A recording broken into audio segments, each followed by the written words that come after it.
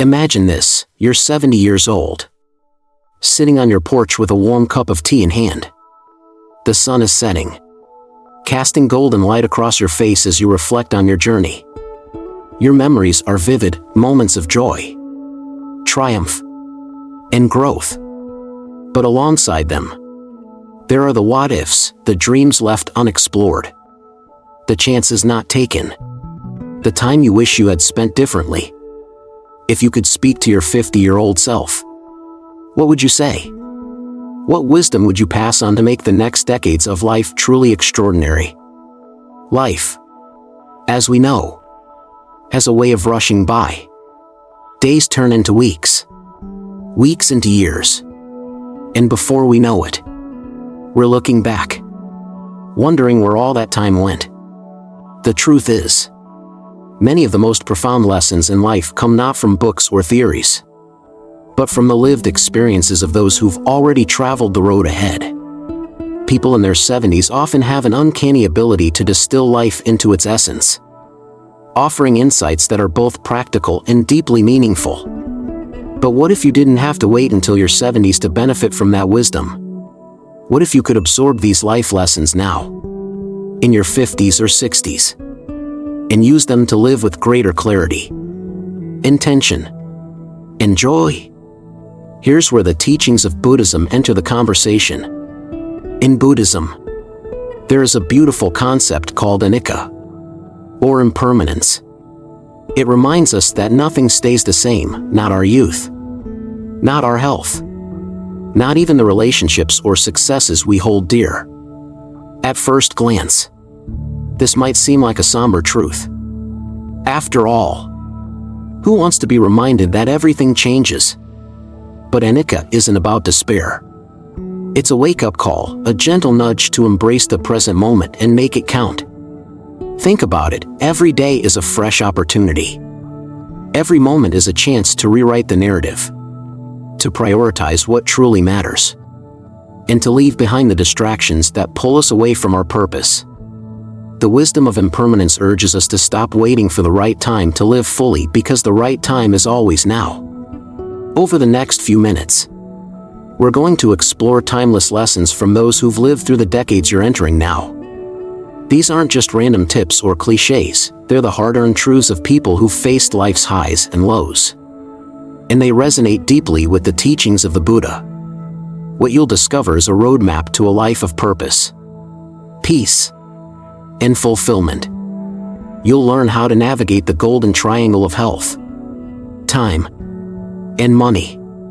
How to say no to distractions that don't serve you, and how to cultivate relationships and habits that bring true joy. You'll uncover the beauty of letting go, the power of mindfulness, and the richness that comes from living in alignment with your values. So, if you're in your 50s or 60s, this is your moment. Imagine that future self of yours, the 70-year-old version who's already lived through what you're about to experience. Picture them smiling, content, and full of gratitude for the choices you're about to make. Their wisdom is within reach. And it starts right here, right now. Are you ready to embrace these lessons and start living the life you deserve? Let's dive in.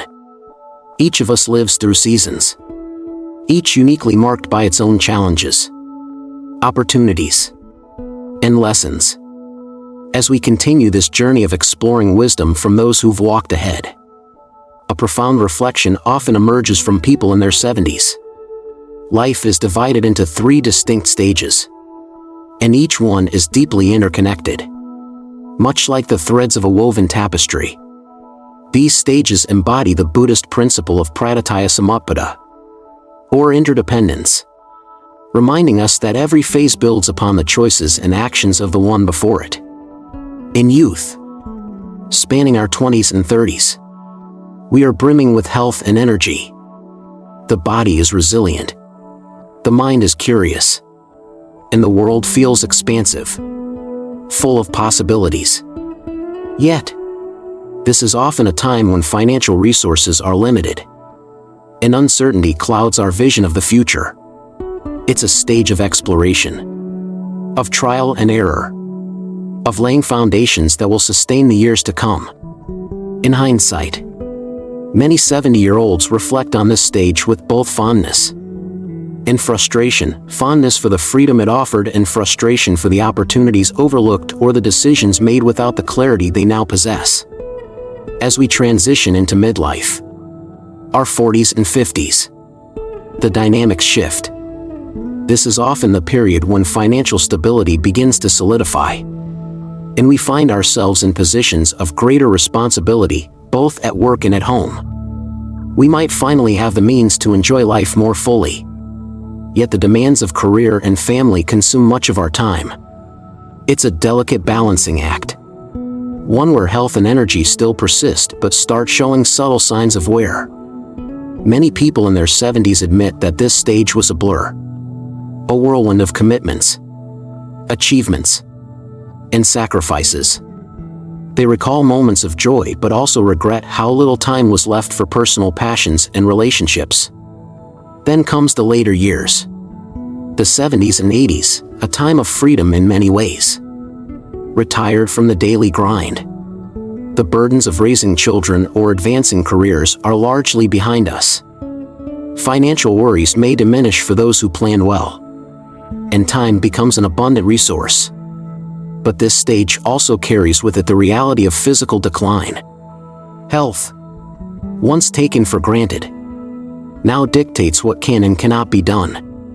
Many 70-year-olds reflect on this stage with a mix of gratitude for the life they've lived and longing for the vitality they once had. However, nestled between these three stages lies a rare and fleeting window, a golden triangle that often occurs in our 50s and 60s.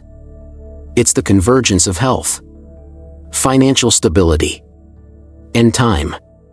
It's the moment when we still have the physical ability to pursue dreams, the resources to fund them, and a clearer perspective on what truly matters. Yet, tragically, this stage is often underutilized. Many people delay, waiting for the perfect moment, only to find that the opportunity has passed. This pattern mirrors a key teaching of Buddhism, the impermanence of life, or anicca. Every stage, every moment, is fleeting. To postpone your dreams, to wait for a better time, is to gamble with the only certainty we have, that the present moment is the only reality available to us. The past is gone. The future is uncertain. And what we do now shapes the life we will one day look back upon. Take the story of Mark, a man in his early 50s who dreamed of exploring Europe. He envisioned walking the cobblestone streets of Rome, marveling at the Eiffel Tower, and hiking through the rolling hills of Tuscany.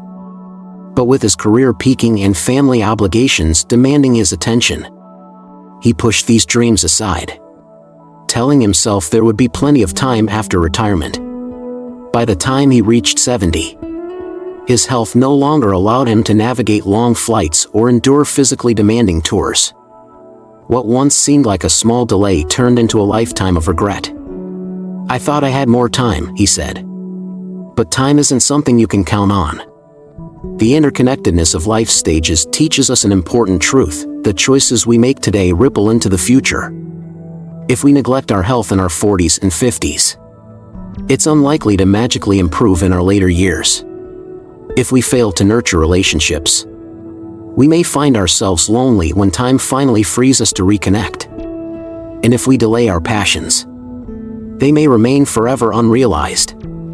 But this realization isn't meant to instill fear or regret, rather, it serves as an invitation to live intentionally.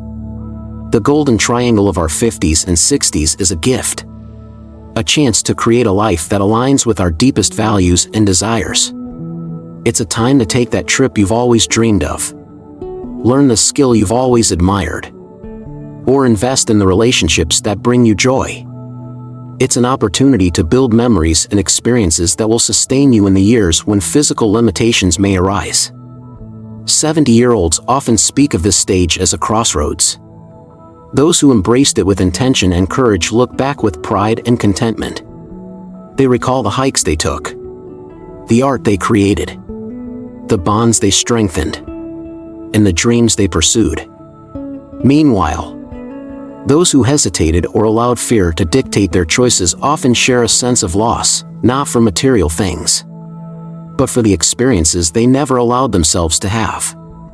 The beauty of understanding these stages through the lens of Pradityasamutpada is that it gives us the clarity to see how everything is connected. The time and energy we invest in our youth shape the opportunities of midlife. The resources and wisdom we cultivate in midlife define the freedom of our later years. And the awareness we bring to the present moment ensures that we don't miss the rare treasures each stage has to offer. To live with this awareness is to honor the impermanence of life. It's to recognize that every moment, no matter how ordinary, is a chance to align with what truly matters. It's to understand that while we cannot control the passage of time, we can choose how we move through it with intention, gratitude, and courage. As you stand in the midst of your own journey, consider the choices before you. Will you postpone your dreams, hoping for a better time? Or will you seize this golden triangle, embracing the unique gift of health, time, and resources while they still align? The answers you choose today will shape the stories you tell tomorrow. Time is the one resource we cannot replenish. Unlike money, which can be earned back, invested, or grown over time, each passing second slips away, irretrievable. This truth often becomes painfully clear in our later years. But it's a wisdom that, if embraced earlier, can transform how we live. Those in their 70s frequently emphasize this perspective, urging others to recognize the value of time while they still have it. It's a reminder that connects seamlessly to the Buddhist practice of sati, or mindfulness, which encourages us to anchor ourselves in the present moment and fully experience the now. Reflecting on the interconnected stages of life, as discussed earlier, makes the urgency of this lesson even more profound. In youth, time feels infinite, and we often squander it in the name of exploration or distractions.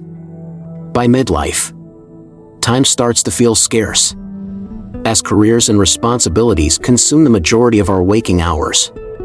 And in later years, when time seems abundant again, health and energy often limit what can be done. The golden triangle of your 50s and 60s offers a rare alignment of time, health, and resources, making this stage an ideal moment to redefine how you use time.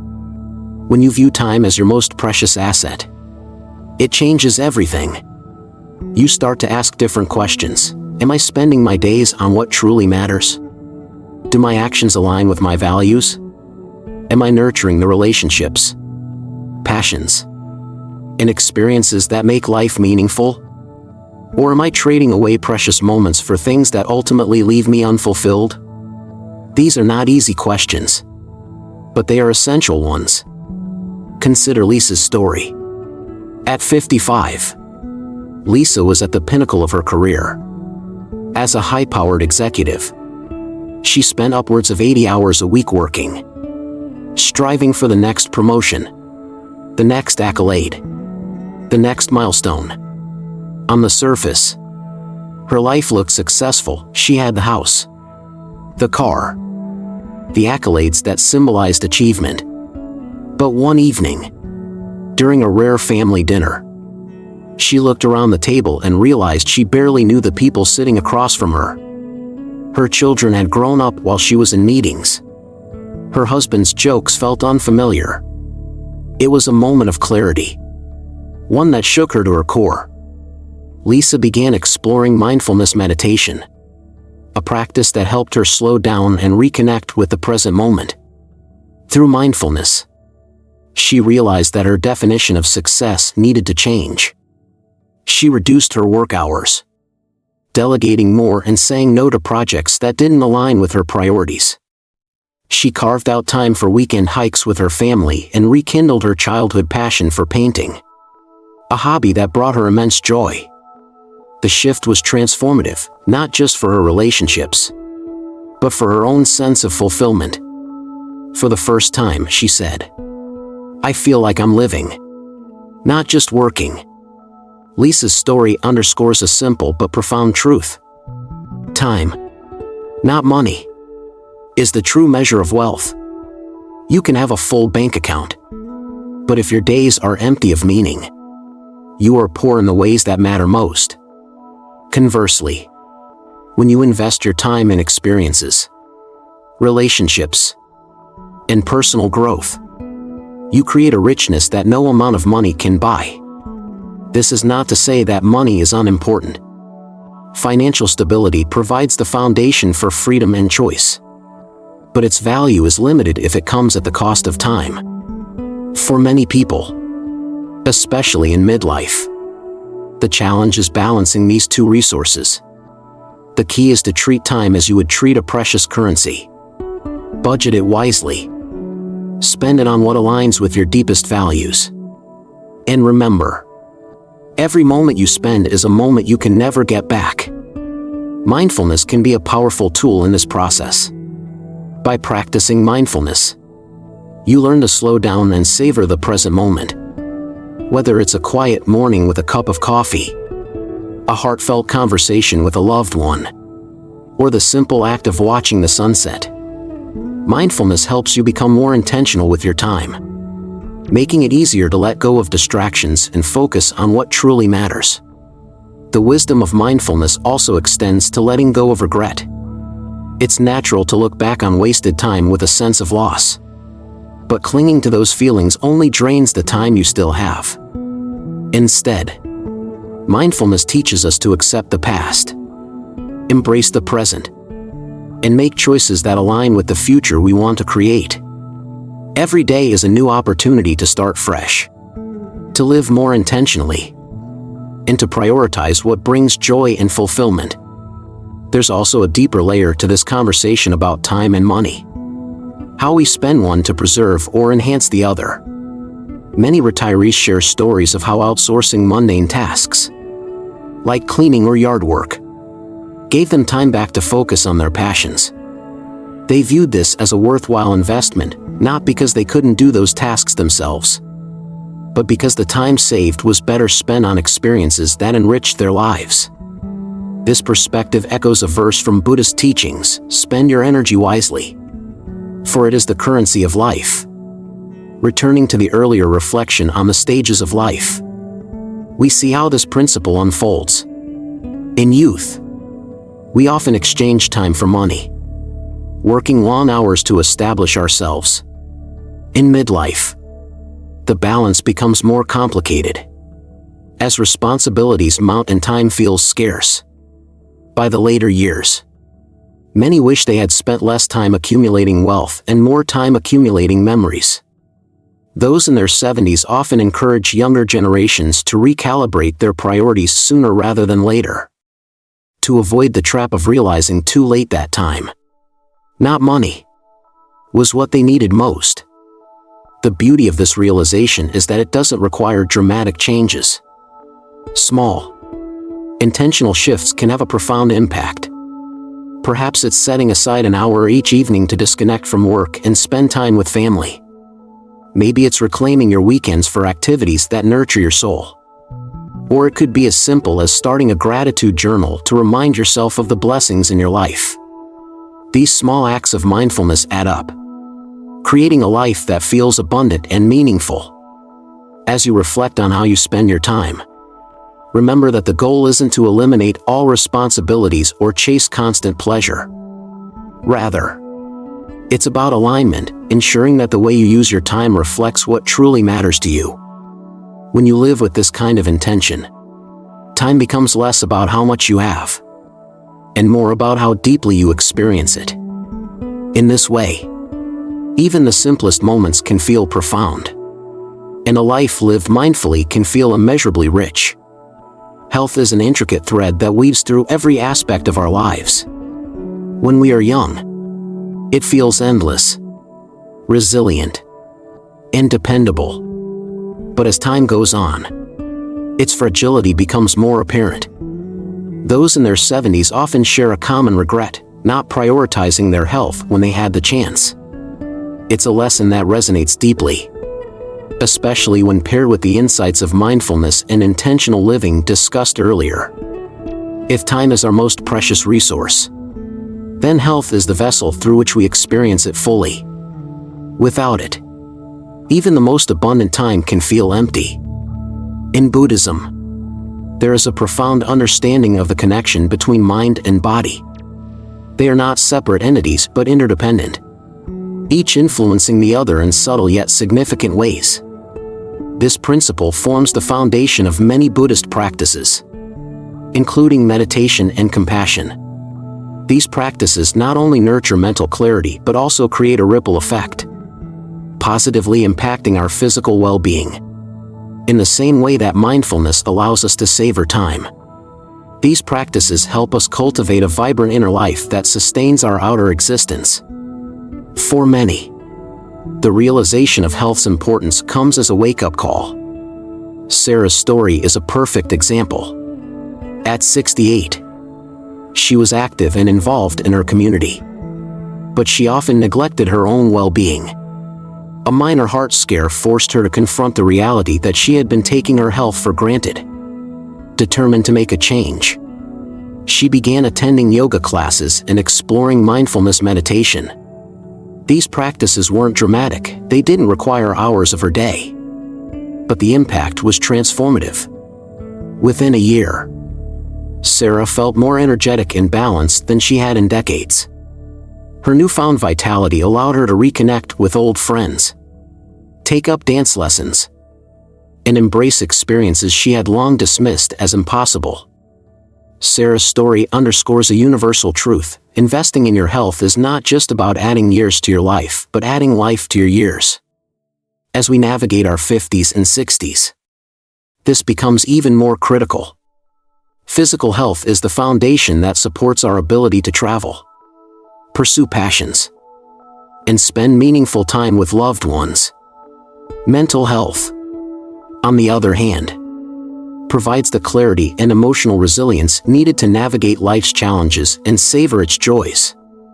Together, they create a balance that allows us to live fully, regardless of the stage of life we are in. Meditation is one of the simplest yet most powerful tools for cultivating this balance. Just a few minutes a day can make a profound difference. It helps quiet the mind, reduce stress, and build a sense of inner peace. But its benefits don't stop there. Studies have shown that meditation can lower blood pressure, improve immune function, and even increase the brain's capacity for empathy and connection. By turning inward, we create a space where healing and growth can occur, both mentally and physically. Equally important is the practice of compassion. In Buddhism, compassion is not just an abstract ideal but a way of being that enriches both the giver and the receiver. Small acts of kindness, a warm smile, a listening ear, or a thoughtful gesture can create meaningful connections that uplift the spirit. Compassion has been shown to reduce stress, foster a sense of belonging, and even improve physical health by releasing oxytocin, often called the love hormone. These simple acts remind us of our shared humanity, bridging the gaps that can sometimes feel insurmountable. The beauty of these practices is that they are accessible to everyone, regardless of age or circumstance. You don't need to be a seasoned yogi or a meditation expert to start.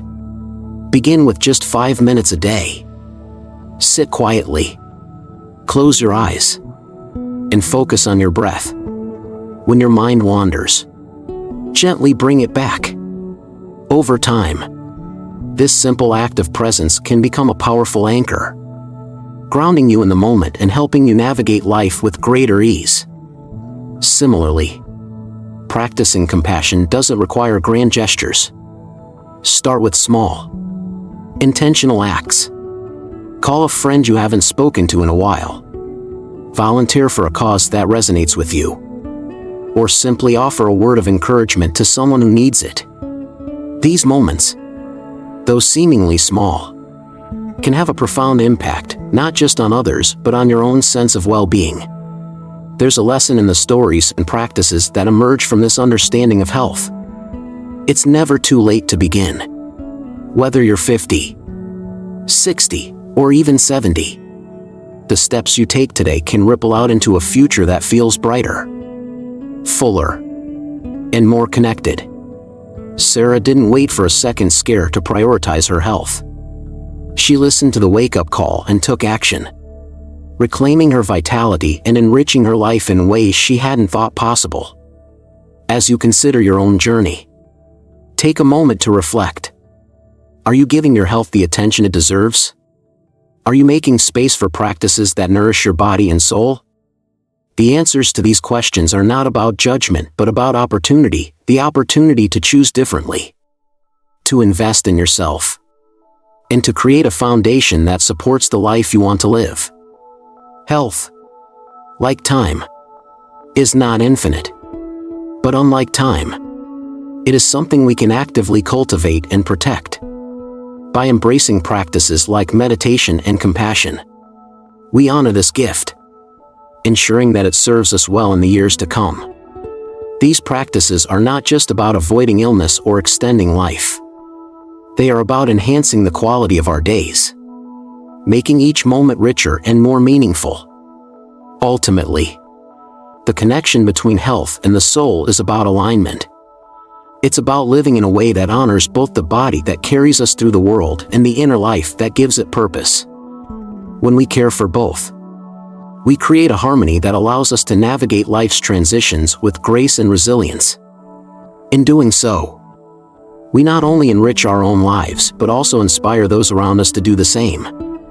It's a ripple effect, one that begins with a single choice to prioritize what truly matters. As we explore the threads of health, mindfulness, and compassion, we come to an equally important, yet often overlooked, aspect of a balanced life: the power of saying no. In our earlier years, saying yes feels like the key to opportunity. It opens doors, builds connections, and helps us establish ourselves in both personal and professional spheres. But as we enter our 50s and beyond, the equation changes. Time becomes more precious, energy more finite, and the importance of aligning our actions with our values grows clearer. At this stage, learning to say no is not about shutting doors, it's about opening the right ones. Buddhism teaches us the profound practice of upekkha, or equanimity, which invites us to let go of attachments that no longer serve us. This includes the habit of overcommitting, driven by a desire to please, fear of missing out, or reluctance to disappoint others. By saying no to distractions and unnecessary burdens, we create space for what truly matters: the relationships, passions, and experiences that bring us joy and peace. In many ways, saying no is a form of self-compassion, an acknowledgement that our needs and boundaries are just as important as those of others. John's story illustrates this beautifully. At 52, John was a successful manager with a full schedule and a reputation for being reliable. Colleagues, friends, and family knew they could count on him, and he rarely turned down a request. From attending every social event to taking on extra projects at work, John prided himself on being dependable. But over time, the weight of these commitments began to take a toll. He found himself exhausted, with little time to recharge or focus on the things he loved. Weekends that could have been spent hiking or watching movies with his family were instead filled with obligations that left him feeling drained. One day, after yet another weekend packed with commitments that felt more like chores, John decided something had to change. He began to reassess his priorities, asking himself which activities truly added value to his life. With this clarity, he started saying no. At first, it was uncomfortable. Turning down invitations and declining extra work felt foreign, even selfish. But as John saw the positive impact on his well-being, the discomfort faded. He reclaimed his weekends for hiking trails, reconnecting with his family, and simply enjoying quiet moments at home. Far from being selfish, saying no became a way for John to honor his needs and show up more fully for the people and activities that mattered most. John's journey highlights an essential truth: saying no is not about rejection, it's about redirection. It's about channeling your time and energy toward the things that align with your values and nourish your soul. It's a way to ensure that your life reflects your priorities, not just the demands or expectations of others. Yet, for many of us, saying no can feel daunting. We worry about disappointing others, damaging relationships, or missing out on opportunities. But consider this: every time you say yes to something that doesn't align with your values, you are, in effect, saying no to something that does. Each yes carries an opportunity cost, and the price is often your peace of mind, energy, or time with loved ones. Buddhism offers a guiding principle here: the importance of mindfulness and intentionality. Before agreeing to a request, take a moment to pause and reflect. Ask yourself, does this align with my values? Will this contribute to my well-being or that of those I care about? If the answer is no, consider whether it's truly worth your time and energy. By approaching commitments mindfully, you can make choices that reflect your priorities rather than reacting out of habit or obligation. The act of letting go extends beyond just saying no to external requests. It also involves releasing internal pressures, the need for perfection, the fear of letting others down, or the guilt that often accompanies self-care. These internal struggles can be just as draining as external commitments, if not more so. Embracing upeka means acknowledging that you cannot be everything to everyone. And that's okay. Your worth is not measured by how much you do for others, but by how authentically you live your life. The power of saying no also lies in its ripple effects. When you set boundaries, you inspire others to do the same. Friends and family may initially be surprised by your shift, but over time, they'll likely respect and even admire your commitment to living intentionally. Moreover, by saying no to what doesn't serve you, you create space for deeper connections and more meaningful experiences with those you care about. It's a gift not only to yourself but to the people who truly matter in your life. For those who struggle with the idea of saying no, start small. Practice with low-stakes situations, a casual invitation you're not excited about, or a minor favor that feels more burdensome than rewarding. Over time, as you build confidence in setting boundaries, you'll find it easier to navigate larger commitments. Remember, saying no is not about being dismissive or uncaring. It's about being honest, both with yourself and others, about what you can genuinely give without compromising your well-being. The lesson here is clear: saying no is not a limitation, it's a liberation. It frees you to focus on what truly matters, to live a life that reflects your values, and to show up fully for the people and activities that bring you joy. It's a practice of self-care, rooted in the wisdom of knowing that your time and energy are finite and precious. As you move through this stage of life, take a moment to reflect on where your yes has been going. Are you saying yes to obligations that drain you, or to opportunities that enrich you? Are you leaving room for the activities and relationships that truly matter? By learning to say no with intention and compassion, you create space for a life that feels not just full, but fulfilling. In doing so, you honor not only your own needs but also the interconnectedness of all the relationships and commitments that make up your world. As we've explored the power of letting go and the importance of aligning your time and energy with what truly matters, another vital aspect of living an intentional life becomes clear: freeing yourself from the status trap. In a culture that often equates success with accumulation, the allure of status symbols can be hard to resist. Whether it's a sleek car, a luxurious home, or the latest high-tech gadget, these things promise satisfaction and validation. But as countless stories from those who've walked this path reveal, such promises are fleeting at best. The thrill fades. And what remains is rarely the deep sense of fulfillment we hoped for. Buddhism addresses this human tendency through the teaching of tanha, or craving. The Buddha taught that our desires, especially for material possessions and external validation, often lead to suffering. This isn't because possessions are inherently bad, but because the happiness they bring is conditional and short-lived.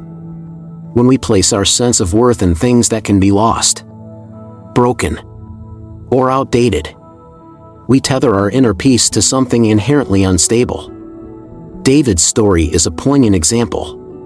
After years of hard work and careful planning, he retired with the financial freedom to indulge in his dreams. One of those dreams was owning a luxury sports car, a symbol of success he'd admired for decades.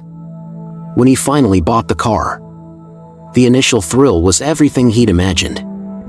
He felt proud, accomplished, and excited to show it off. But within 6 months, that excitement began to wane. The car, once a symbol of his achievements, became just another item in the garage. As David reflected, he realized that the joy he thought the car would bring was far outweighed by the lasting happiness he experienced during family vacations or afternoons spent playing with his grandchildren.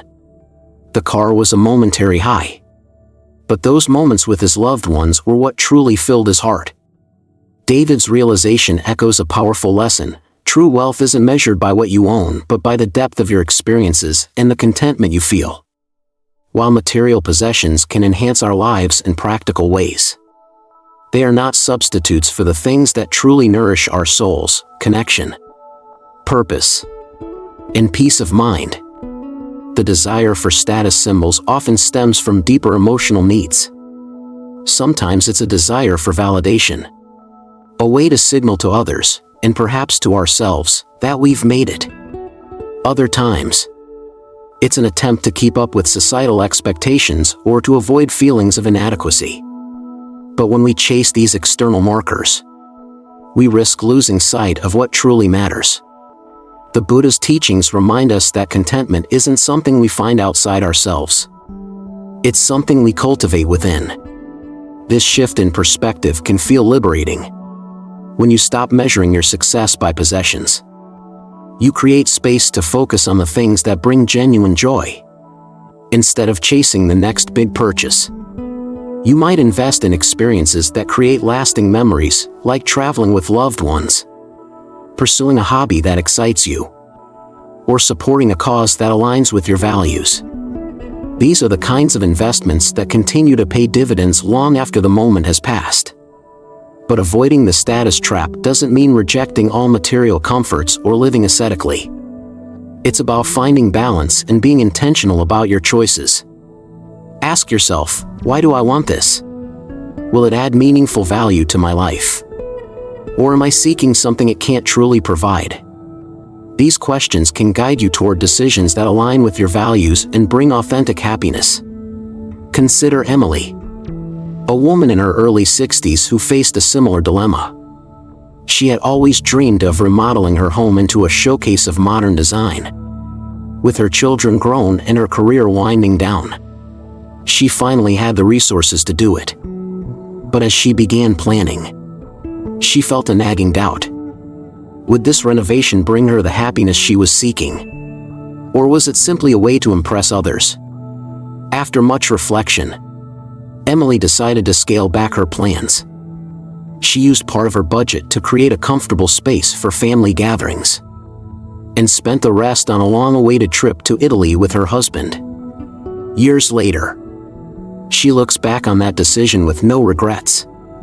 The memories of their adventures in Italy and the laughter shared around their family table have brought her a sense of fulfillment that no designer kitchen ever could. Emily's story reminds us that true contentment often comes from relationships and experiences, not things. Material possessions, no matter how beautiful or expensive, are fleeting. The joy they bring is often tied to novelty, and once that wears off, we're left searching for the next thing. Experiences, on the other hand, enrich our lives in ways that possessions can't. They shape who we are, deepen our connections with others, and give us stories to cherish and share. The practice of contentment also extends to how we perceive and appreciate what we already have. Gratitude plays a key role here. When we focus on what we're grateful for, we shift our attention from what's missing to what's present.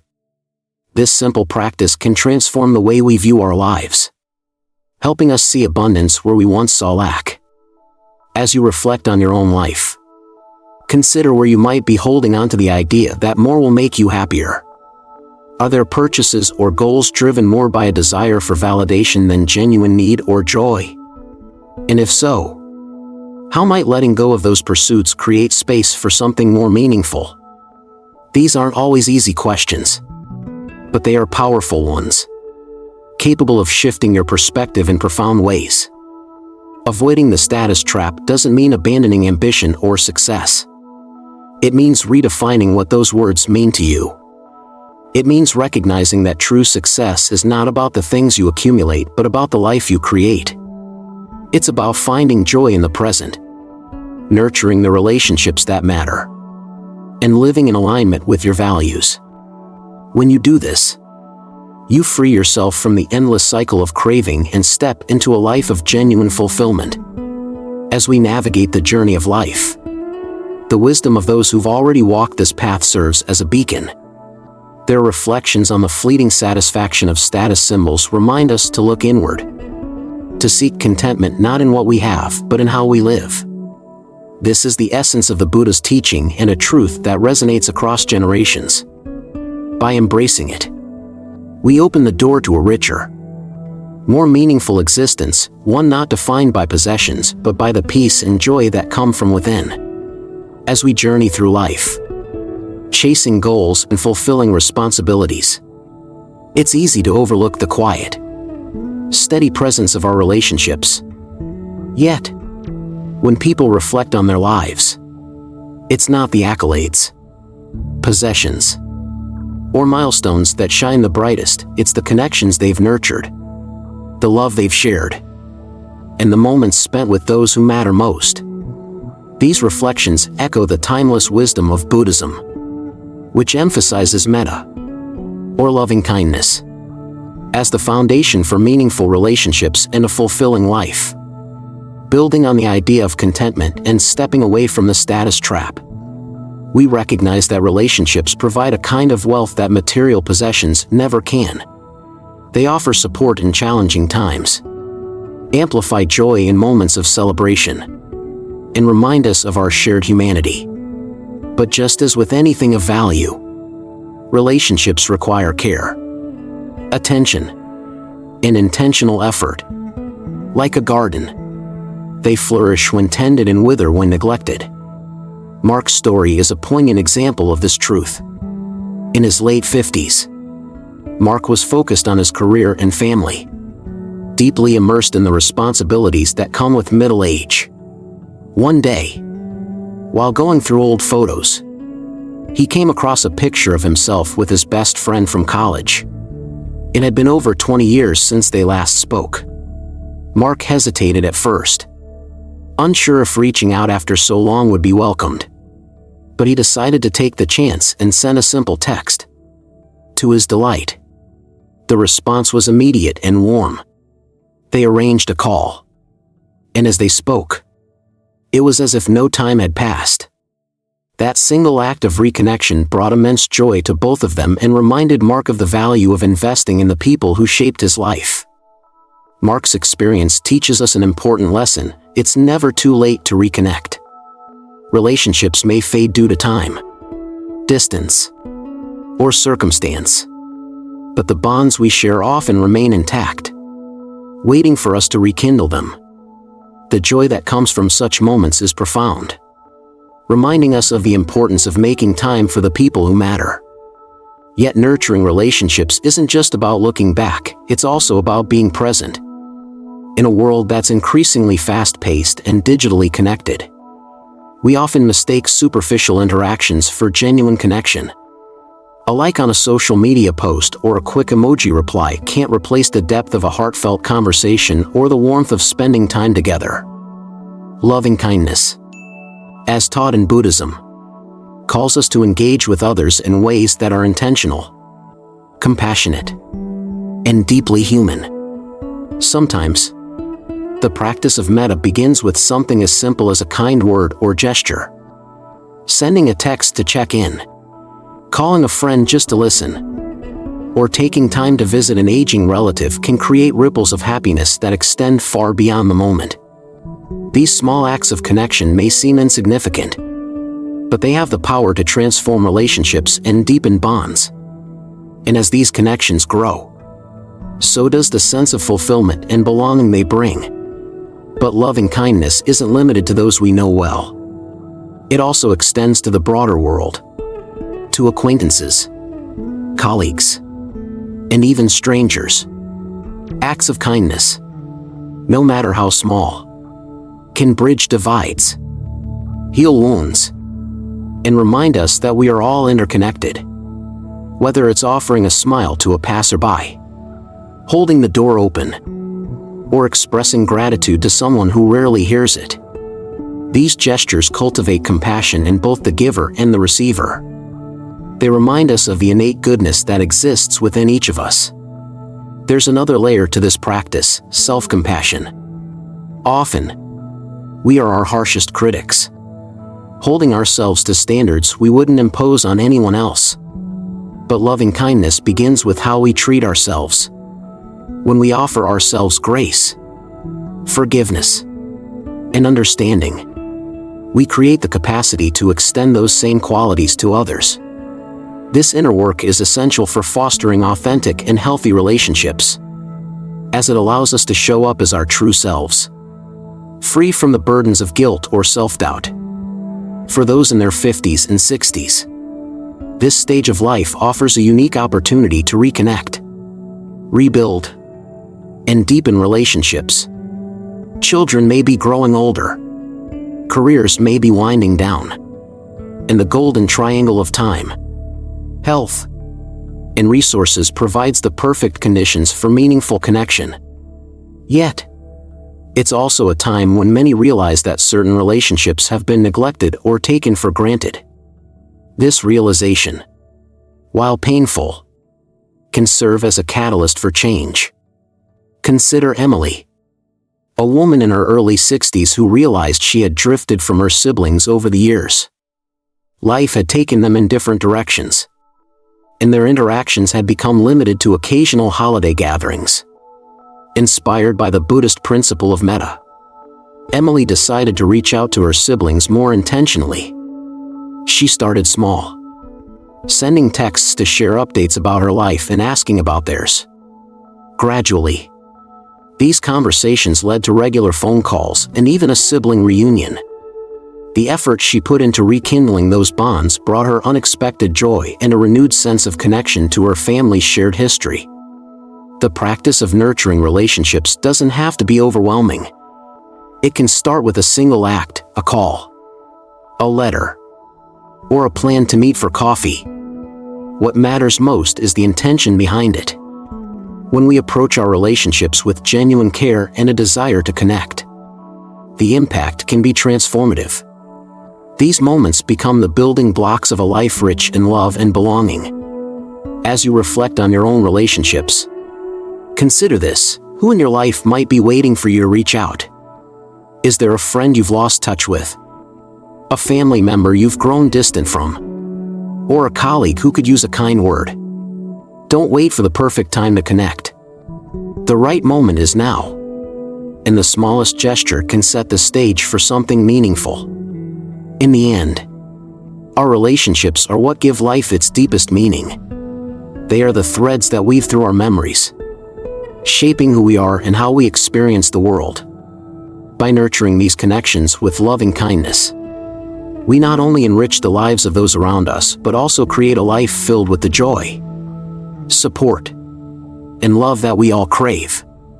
And as we walk this path, we discover that the true measure of a life well lived is not what we achieve or acquire, but the depth of the relationships we cultivate along the way. As we move through life, the relationships we nurture, the lessons we learn, and the paths we walk shape the narrative of who we are. For many, retirement is seen as the final chapter, a time to step back, relax, and enjoy the fruits of years of hard work. But what if retirement is more than that? What if it's an opportunity to not just rest, but to rediscover, redefine, and live with renewed purpose?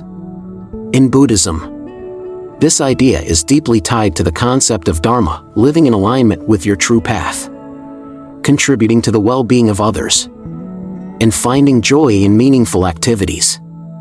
Retirement, then, isn't a conclusion, it's an opening.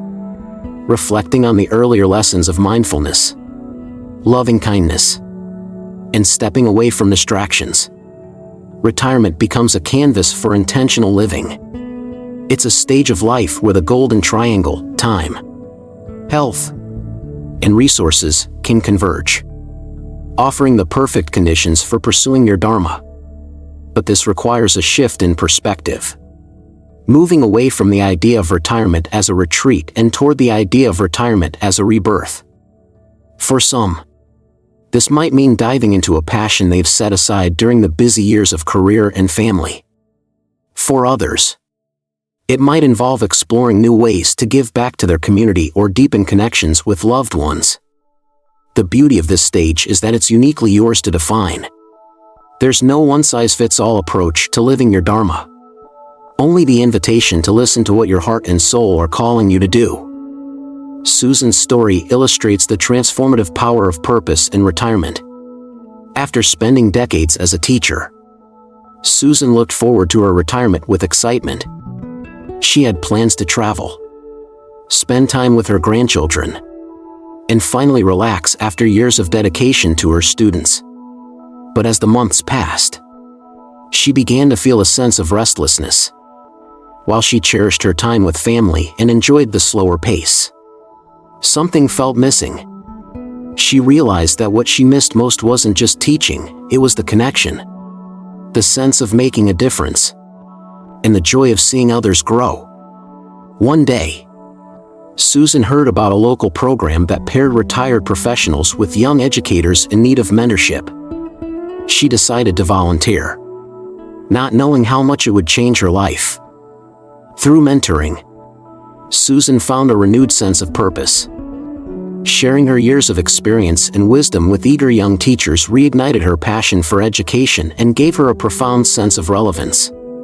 It wasn't just about helping others, it was about fulfilling a deep need within herself to contribute and connect.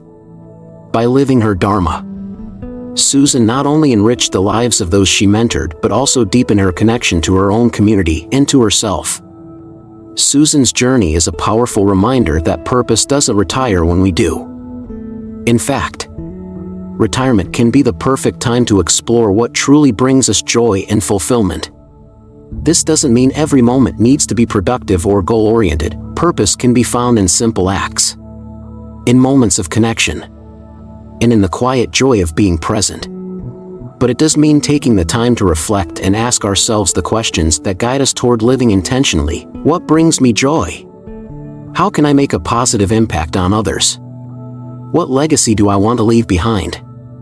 For some, these answers might lead to pursuits like volunteering, mentoring, or creating something new.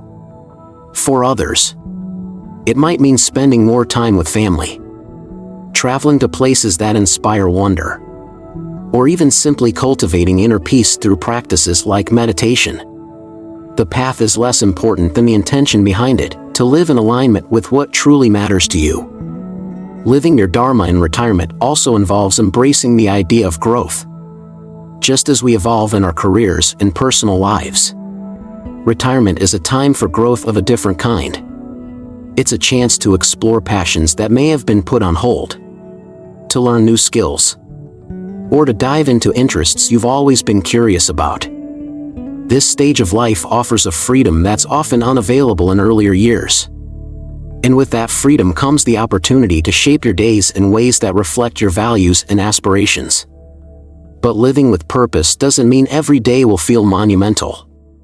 In fact, some of the most meaningful moments are found in the quiet, everyday acts of kindness, presence, and connection. A morning spent helping a neighbor, an afternoon teaching your grandchild how to bake, or an evening volunteering at a local shelter can all be expressions of Dharma.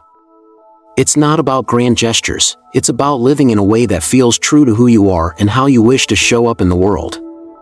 There's also the legacy we leave behind.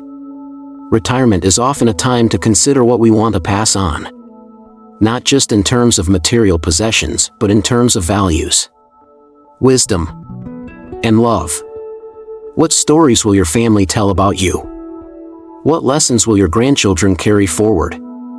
By living with purpose, you create a legacy that extends far beyond your lifetime, shaping the lives of those who come after you. For those unsure of where to start, begin with small steps. Reflect on the moments in your life that have brought you the most joy and meaning. Consider the people, places, and activities that make you feel alive. Reach out to organizations or groups that align with your interests. And most importantly, give yourself permission to experiment.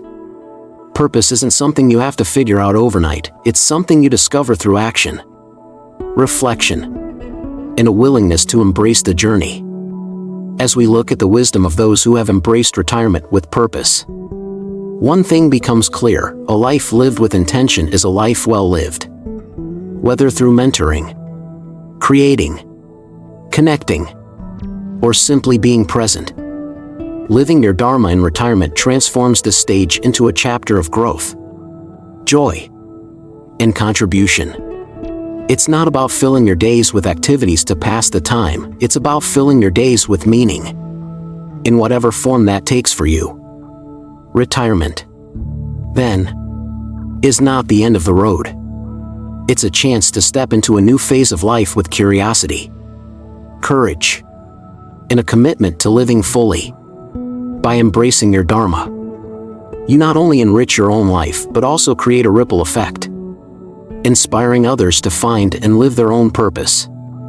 And in doing so, you leave a legacy of love, wisdom, and intentionality that resonates far beyond your years. As we bring this journey to a close, take a moment to pause and reflect on all we've explored together. Life in your 50s and 60s is a remarkable chapter, one filled with opportunity, wisdom, and the freedom to redefine what truly matters. It's a time to embrace the present, to recognize the preciousness of every moment, and to act with intention.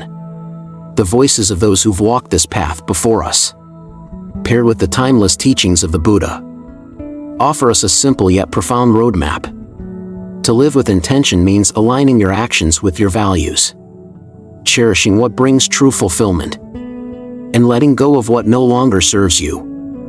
To embrace impermanence is to find beauty in change, understanding that each moment is fleeting and, therefore, infinitely precious.